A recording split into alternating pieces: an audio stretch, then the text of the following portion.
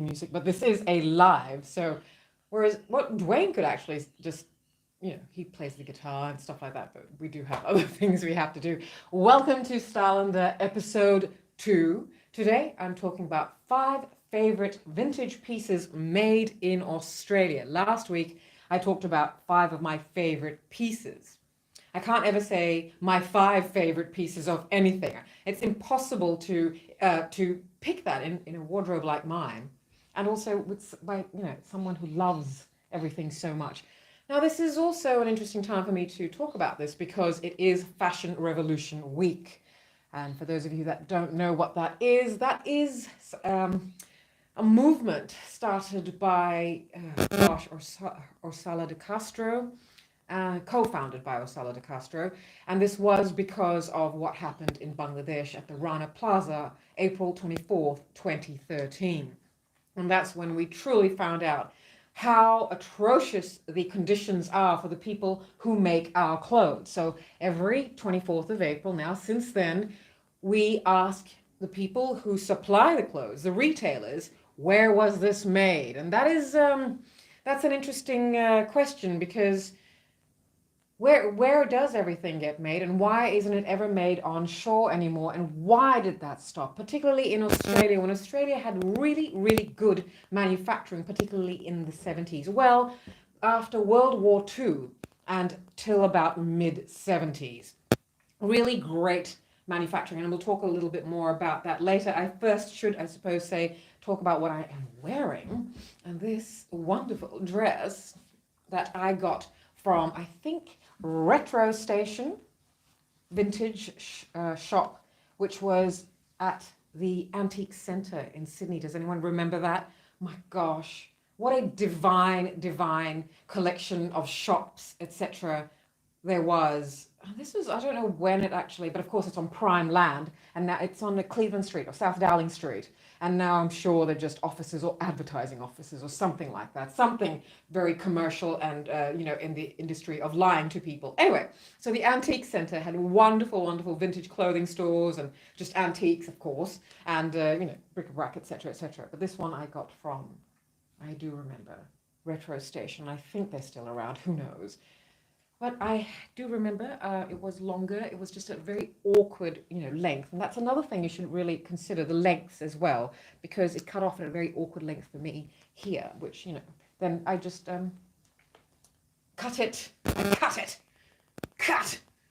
And now it's just like a little bit too short, but oh well, it serves the purpose. Now I should get to who actually made this. This is not an Australian product. This is by Zena for Faulkner, and it's a New Zealand vintage label. I can't find out too much information about that, but seeing as this is the only vintage made in New Zealand garment I have, I thought it would be quite a lovely time to wear it. I remember wearing this in 2012 when I came out of retirement and walked the runway after not walking it since 1998. But those stories I will tell in What Was It Like? Episode 1 of Season 1 dropped yesterday, so please do check that out. This is where I talk about, in Season 1, the focus is on my career path, but not, what do I say? It's not about fame or wanting the spotlight on me. It's just that I have lived a fairly epic life, and I'm not a celebrity, well, at least not a global one. I have had experiences that I believe give me insight and, observations, I guess. Okay, where are we going? So this is by Zena by Faulkner in New Zealand. Isn't it lovely? Look at the pleats of this. These pleats, and they last. I mean, this was a 70s made garment. This is a 70s made garment, and these pleats, they're permanent. I think these are called crystal or sunray pleats. And I had shared in last week's episode a wonderful garment by Australian designer Lee Bird, and it was a dress made of crystal pleats or sunray pleats, and it's just divine, wonderful feeling. So where do we start? I was talking about the fashion revolution. Why are we not manufacturing clothes in Australia anymore?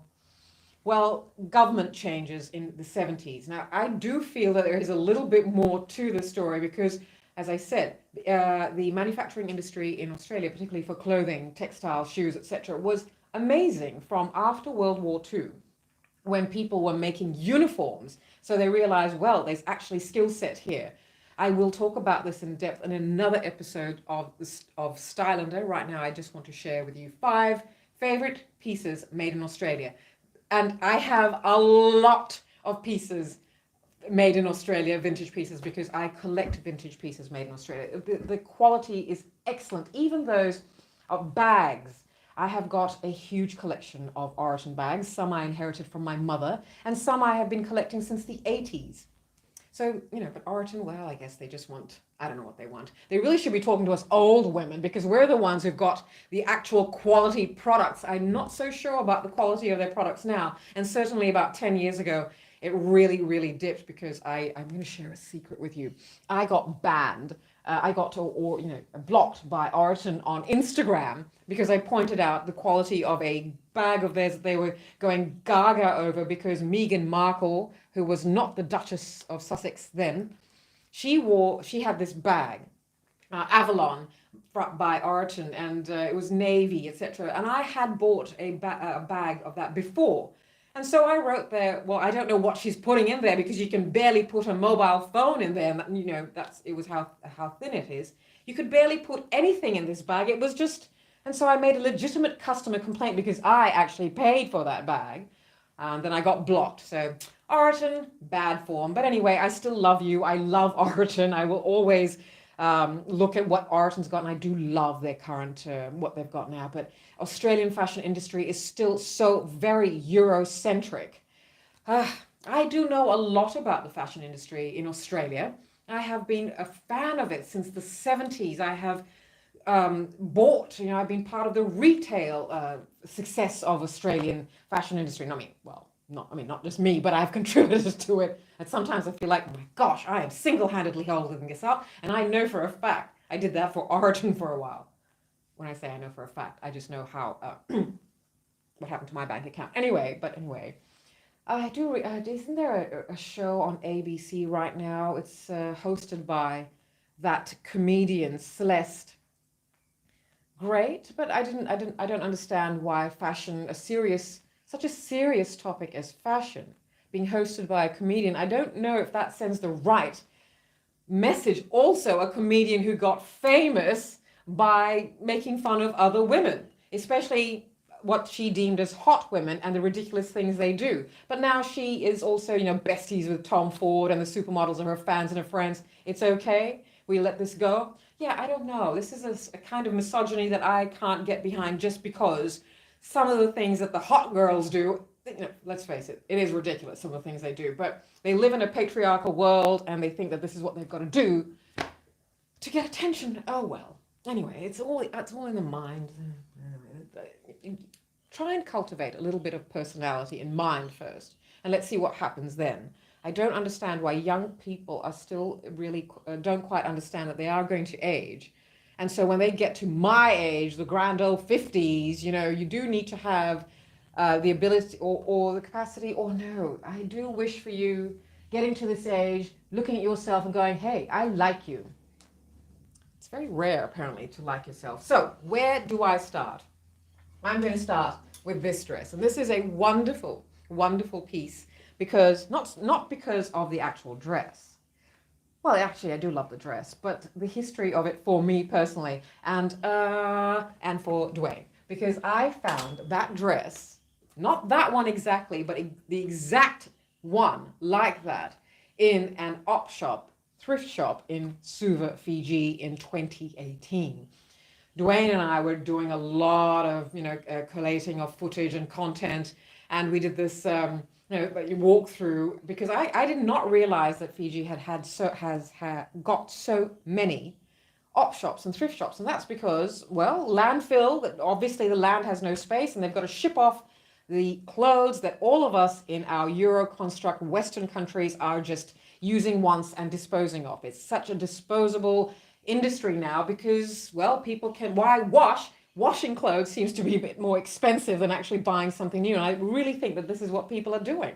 Anyway, there's far too many clothes in the world. People are not understanding that is a garment that, where do I start with that? I will have to talk about that another time. I may talk about that on one of our other shows that I really need to get serious about. But this one is serious, but it's also delightful. And a lot of our shows are fairly heavy, like the Daily Egg, which is all about news and views. And I get it. I get why people are like, ah, doom and gloom. I'm seeing it. I'm seeing the amount of people who are leaving my Instagram account because I insist on talking about all of that. But people are in their own insular bubbles of denial. Not even emus put their head in the sand. But there you go. People do. So this dress, right? It is made by Suzanne. Now, Suzanne is a company in Australia. When did it start? I think the 1930s. And it started off as a lingerie store. And, Faye and Sam Gandel. And it's actually now owned by their granddaughter, who is a billionaire, one of Australia's richest people. She owns Suzanne and Sports Girl. And I don't know what Sportscraft. I think that's also the group owned by the Suzanne people. Suzanne was started by her grandparents, and she's got it now, and she, by all accounts, is doing wonderfully well. What else do I know about this label? Well, back then in the 80s, etc., it was, it had gone through a real fuddy-duddy period where people were like, ooh, what is that? And someone, oh my gosh, I had made this note of this name because I can't remember. Give me a moment, I did make a note of this. Jenny Nusinov. She came up with the ad campaign in 80s.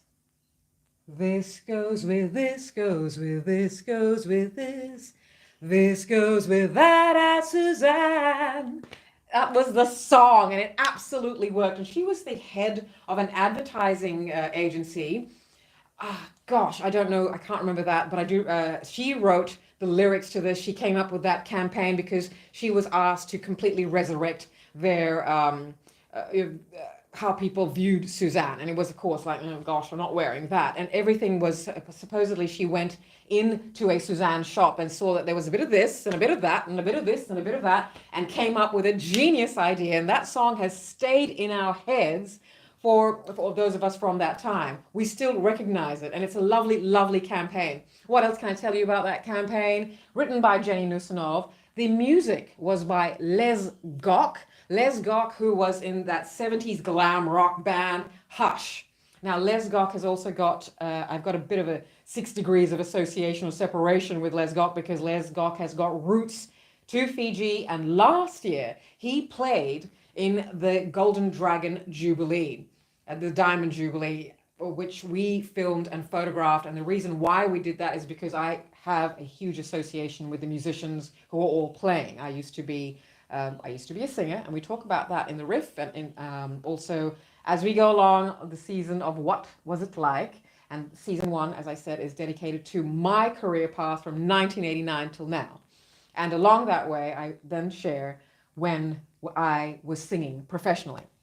So Les Gock wrote the lyrics, and he is known for his jingles and quite a few things he has done. But primarily at the start in the 70s, he was the guitarist, and I think the co-founder of glam rock band Hush. So they came up with this campaign, and it was sung by the song that they came up with was sung at first in 1980 by Shauna Jensen, who is a legend of the music industry in Australia.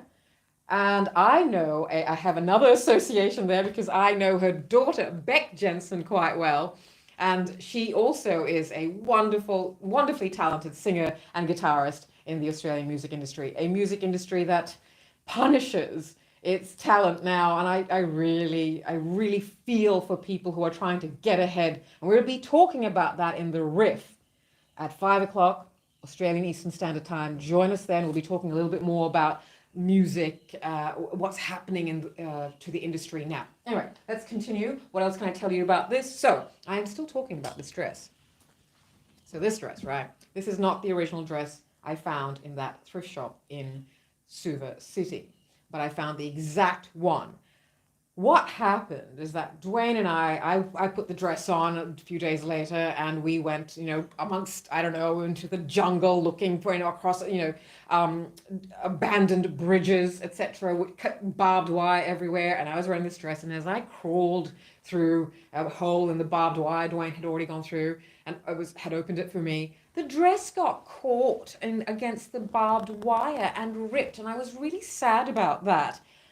And then, about 2 months later, when I was in an op shop in Sydney, I found the exact dress. And that's I don't know. I like that because I really loved this dress, because this was the first dress, I guess I could say. This is the first garment I found when Dwayne and I were doing all the things we were doing, and that was gathering content. We were just working night and day, collating footage, and I was photographing to write stories and articles for in-flight magazines and various things I do. So that was that, and that's the information I have to share with you about Suzanne, which originally started off as a lingerie company in 1939. I'm going to say, if I'm wrong, forgive me. I will be doing a properly researched show about the Australian design industry and Australian fashion at a time when I absolutely,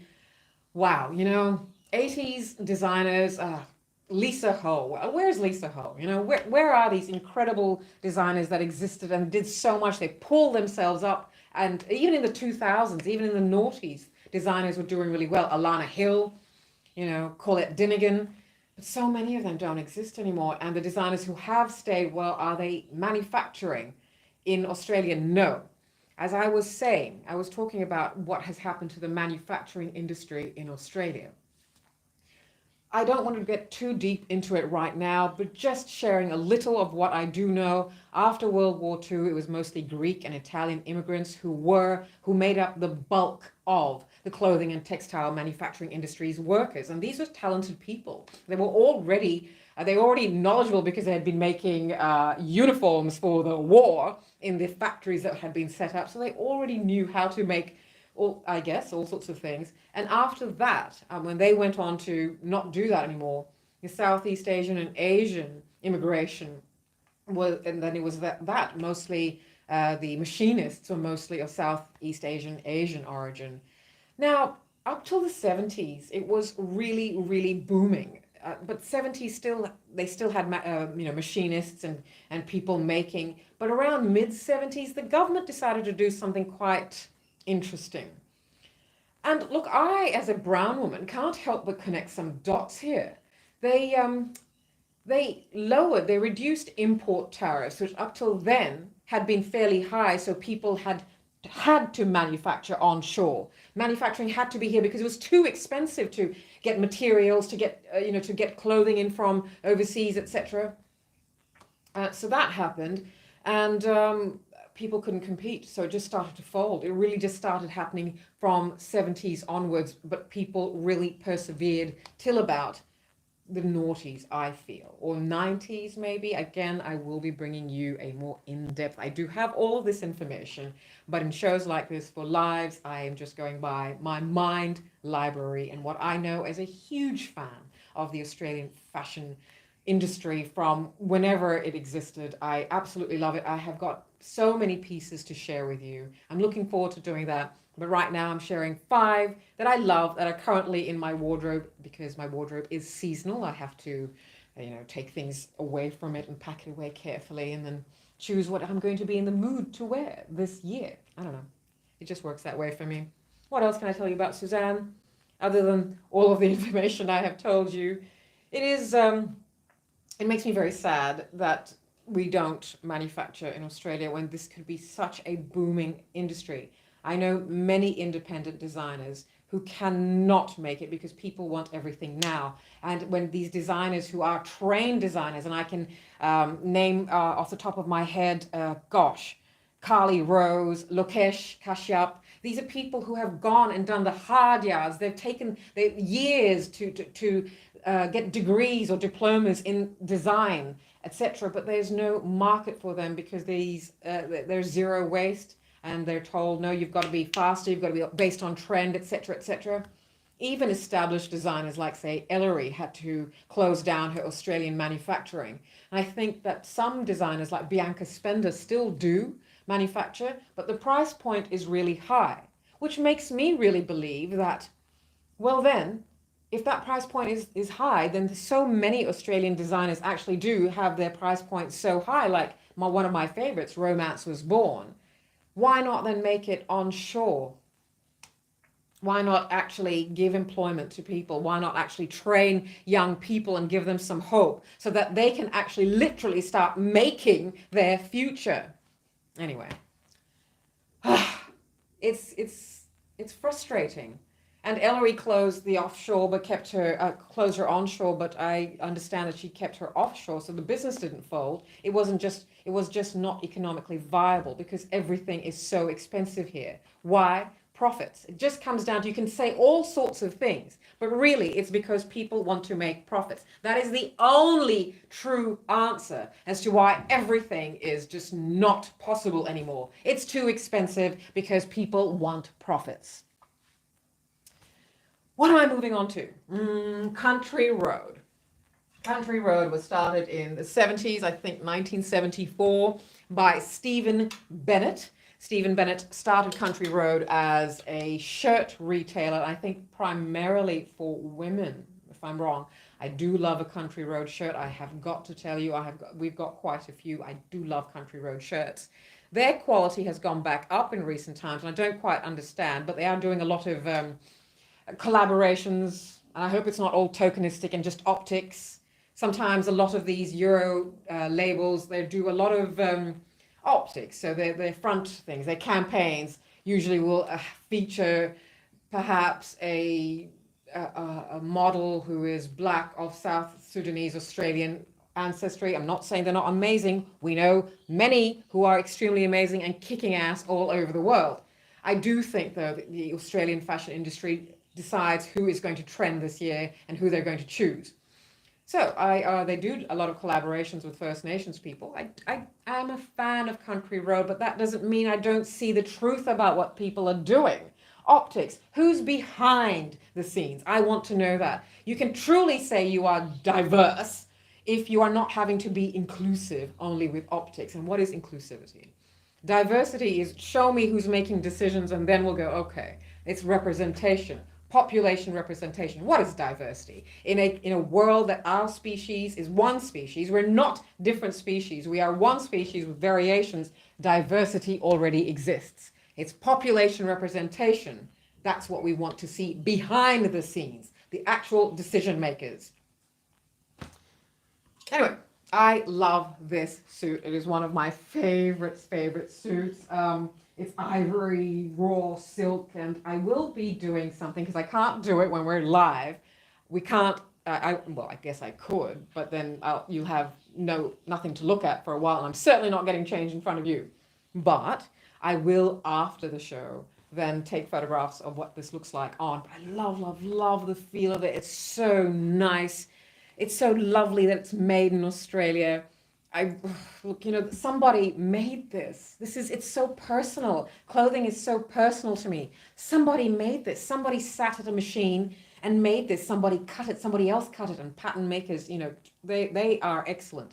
And I think in manufacturing terms, that's all who you can find here. If you'd like to get something made, be prepared to sell a kidney for it to get it made in Australia, or you're only going to have to work with pattern makers who understand how to cut something at various sizes. Australia currently gets most of its clothes made in Bangladesh, Vietnam, I think India, and for a while in Sri Lanka. Fiji used to be a great manufacturing source for Australia. I remember a lot of big name labels at that time. Scanlon and Theodore, Howard Showers, a few others. I'm not sure if Morrissey and Edmiston made there as well. But quite a few did, and up till recent times, Kukai, because the CEO of Kukai, of this region's Kukai, has some connections to Fiji. So, on that, well, maybe that was just good PR, but at that time it made sense to get clothes made in Fiji, because I think the machinists were getting paid $1 Fijian an hour. And then once that minimum wage went up to, oh, I don't know, $2 Fijian an hour, everyone pulled their manufacturing out of Fiji because it was too expensive. Why? Profit. That's what everyone's all about. This is a capitalist structure world we live in. Everything is about profit. We need to enter a no profit era to allow everybody to gain some sort of equality. And from that equality is when we truly know equity and merit. And then let's see. And then let's see who's making the decisions and who's hosting shows that you should be watching, telling you information and sharing knowledge, information, and observation about what is going on in the world. But no, let's just ask comedians who make fun of other women to do things like that. Hey, no shade, just truth. So what else can I show you?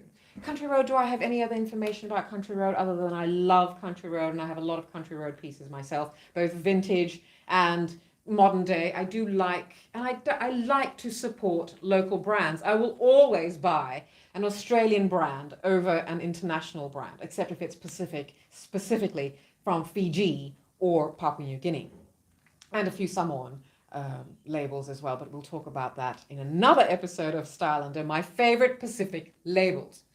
Right now, we're talking about 5 of my favorite vintage pieces made in Australia, and I've shown you one from Suzanne, which has a nice little history for me personally, and a wonderful suit. It's just raw silk ivory suit by Country Road. I really, I treasure that. Now, this wonderful, wonderful garment, ensemble, suit, 2-piece skirt and jacket, it's a cord. This light is washing out how deep it is, but it is actually, can't see it.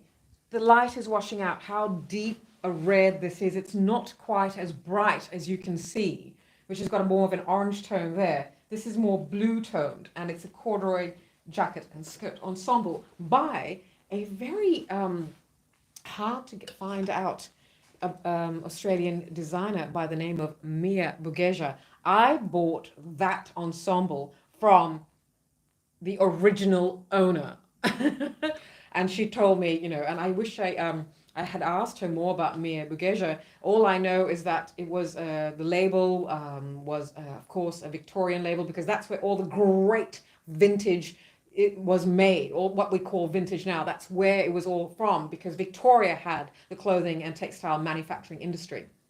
Huge, huge. But I can't find any information about Mia Bugeja, really, just apart from the fact that there was a mansion that I think belonged to the Bugeja family back in 1920s, or I don't know when. But if you know how we can get more information on this, if you join us and sponsor us, because if you do join us and then you do sponsor us, then we can go and get more information and get people, researchers, pay them to get on it, get some information about this, so we can share with you all of the wonderful, wonderful bits of history that you should know. But I don't know anything about Mia Bugeja. I'm really sorry. I did a Google search earlier, and it's like, oh God, there's nothing here about her. Shame, because you can find garments. There's a few garments, online that people talk about. But other than that, there's not much information on that. So if you do know Mia Bugeja, and I'm not sure if I'm pronouncing the name correctly either, but Bugeji. So if you do know any information about this wonderful label, please let me know. But as I said, online you can see other wonderful pieces from this label. Now, this other label, I think, by the way, this is from the 70s. This particular ensemble is from the 70s, as confirmed by the person I bought it from, who was the original owner, and now it's mine. And I'm very excited. I must confess, I haven't actually worn this. I don't save things for special occasions. I save them for mood. So I haven't been in the mood to wear this particular one, but I'm certainly in that mood this year. So which is why it's in my wardrobe and not carefully packed away in storage. So this other label. Now I have had this ensemble. Again, it's a deeper purple. Deep purple. All right. Dung dung dung dung dung dung dung dung dung dung dung dung dung. Deep Purple was a band that should have been really, really big, as big as Led Zeppelin, but that's information we will share on The Riff, 5 o'clock this afternoon, and not today, another time. What happened to all these bands like The Knack, My Sharona? We'll talk about that on The Riff coming up at 5 o'clock, but not today, not those ones. We've got some other things to talk about. Anyway, this is a purple, but it's far more deep than you can actually see. And this is by Vicky Ma. Now, Vicky Ma, I think, is also a 70s label, still around, but not so much in clothing. They do something else now, but she was mostly, I think this is what you'd call a mother of the bride suit, and it's just pencil skirt and a wonderful jacket. And I've had it for about 12, oh my gosh, no, 2024, oh gosh, well, maybe 14 years. So I don't really know what era this is from. I think it may be the 90s. I will have to ask perhaps someone.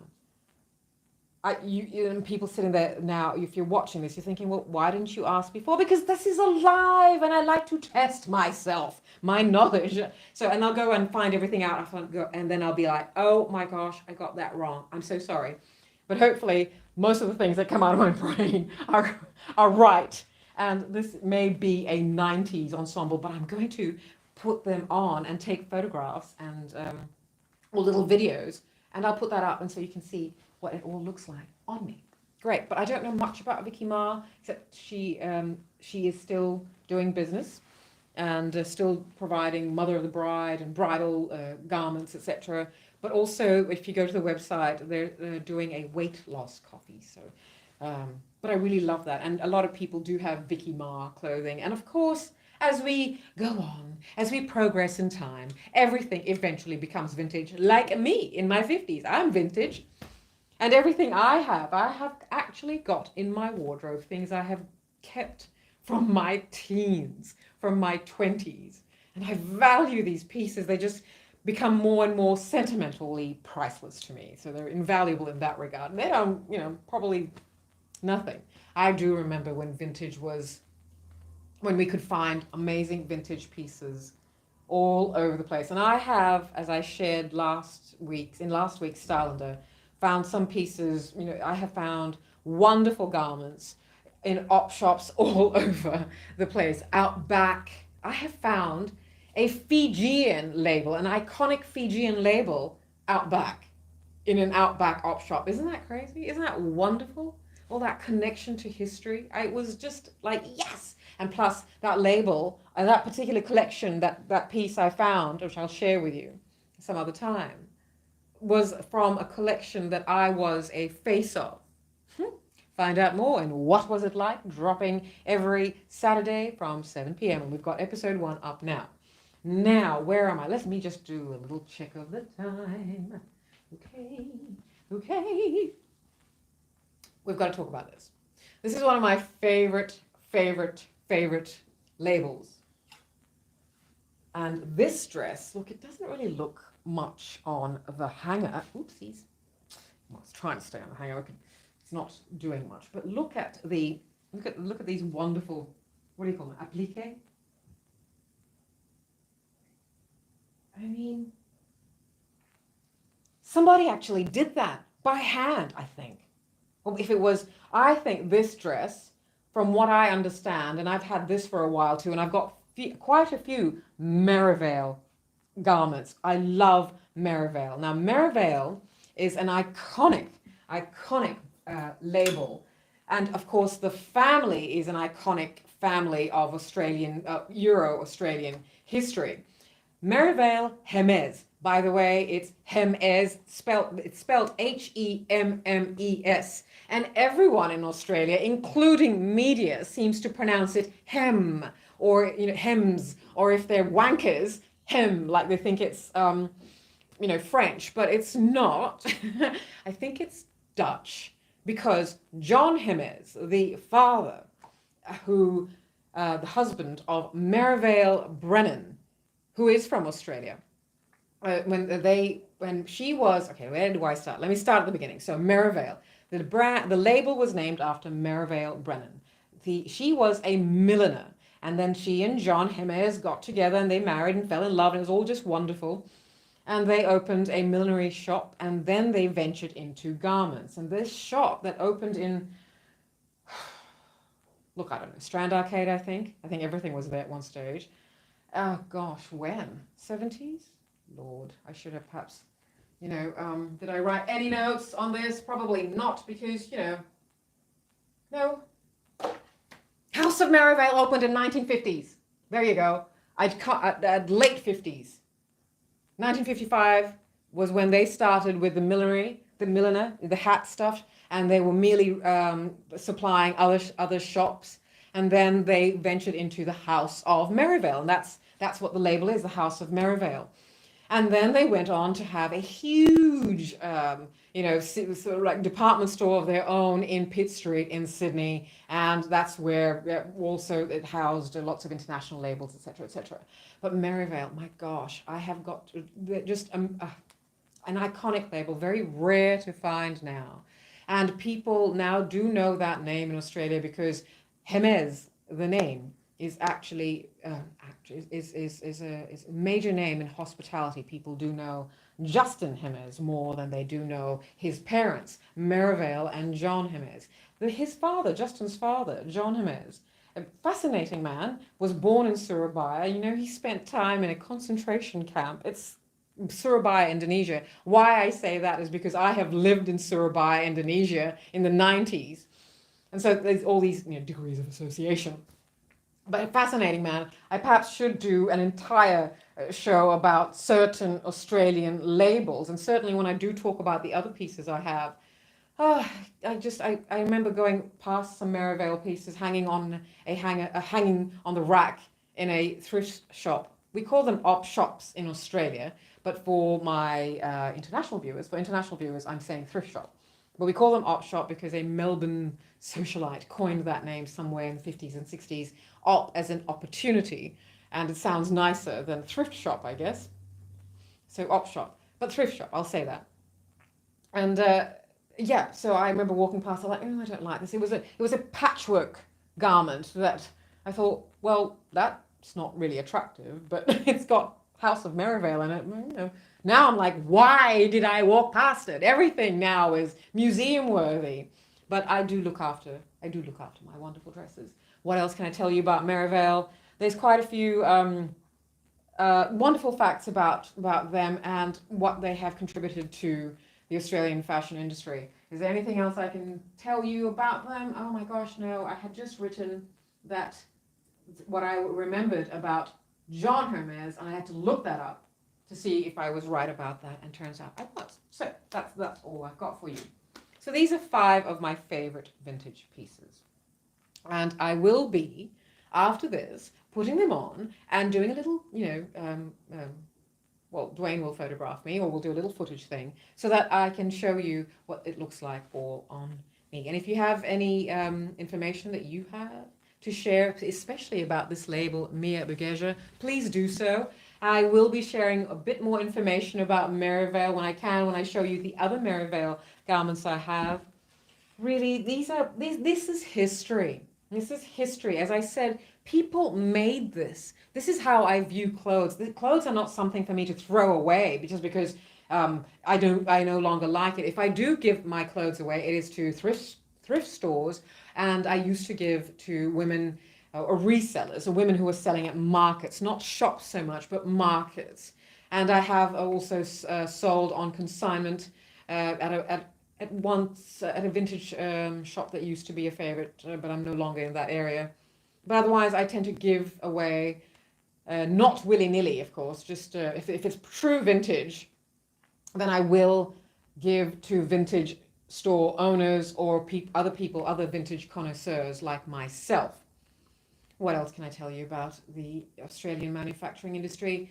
I'm still debating with myself right now whether or not to share some of the patterns I have seen, pun intended, when connecting the dots about why the manufacturing industry went down. And I think that this was because of the influx of immigration, and that it was making it harder and harder for immigrants to actually come right. Because after the World War II, when it was mostly Greek and Italian people working in the manufacturing industry, especially women, They were given time to then level off their lives. I do, as a brown woman, as I said that earlier, as a brown woman, I'm seeing something here that, well, you can't deny. The facts are right there. Why did it all coincide? Why did the government then decide that we're going to reduce import tariffs and open up the way for other things to come in when immigration was coming in? Why didn't they say, okay, let's not, reduce import tariffs. Let's still gatekeep this so we can grow our manufacturing. People wanted cheap things, I guess. Because nobody could afford anything. The economy ensures that, and especially in our capitalist structures, you know how bad it is now, the cost of living. Well, it's always fluctuating. If you read about what it was like back then, you're like, are we still back then? Is this just an extended decade? As I say, as we share, as Dwayne and I talk about on the Daily Egg, I believe we are still in the Middle Ages. Technologically advanced we may be, but we are in the Middle Ages still. Nothing much has changed. The manufacturing industry has no right to be the way it is. We should have full manufacturing industry, but we don't even have our cars made in Australia anymore. The only thing that was really made here, there are two things that went up during 2020 and 2021. It was sanitizer, because what we do have here is a lot of manufacturing of alcohol. So there's a lot of distilleries and breweries and whatever not they have here, and potato factories where they, I don't know, distill vodka for all I know. And also, so because of the lockdown on borders, what do you know? It's not so hard after all to change things. It just needs a threat of something like a virus, and there you go. Planes were turning around midair because they weren't allowed to land. I don't know, I just made that up maybe, but it sounds true, right? And then after that, face masks. Face masks was the next industry, and people got into making, etc., etc. So we still do have that kind of talent here. Why are we not nurturing it? Why are all these young people given the opportunity to go and study fashion design, but with no industry to actually work in and earn from and give their talent to? What is happening? Why do we have all these schools everywhere offering all sorts of fantastic design courses, but nowhere actually for designers, budding designers to go? Not everybody wants to make mass produce and have factories churning out things. By the way, I didn't mention China as part of the manufacturing who we go to offshore, because I think China has completely withdrawn from that. I think China got really sick of being the world's factory.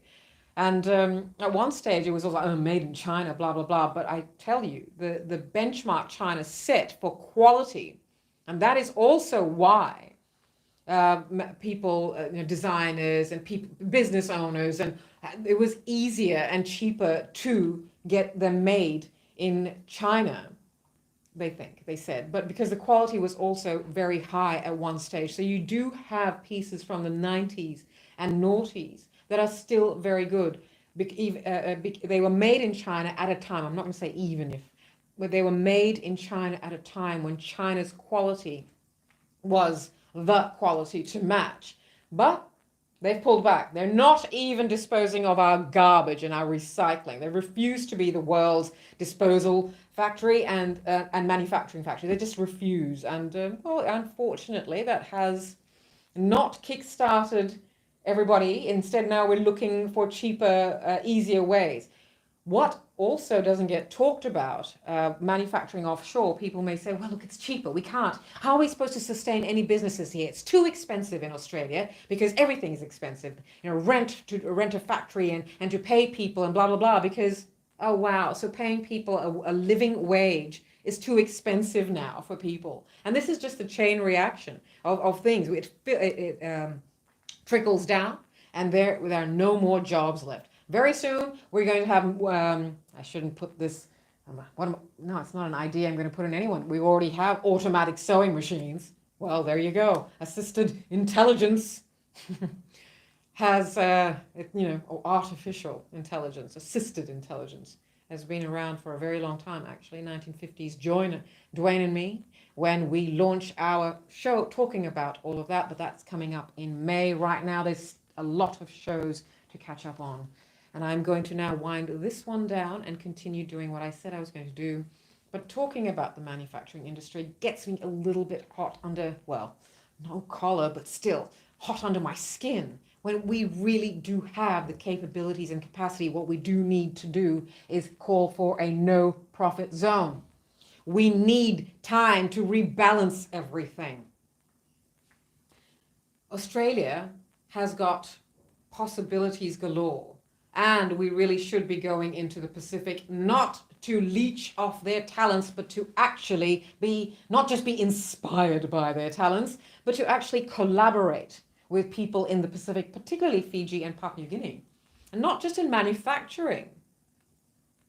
But that's a story for another time. Next week, we'll talk a little bit more about all of that, because I will be sharing with you some of my favorite designers from around the Pacific. And I should know, because I have championed Pacific designers, particularly Fiji designers from, well, the 80s.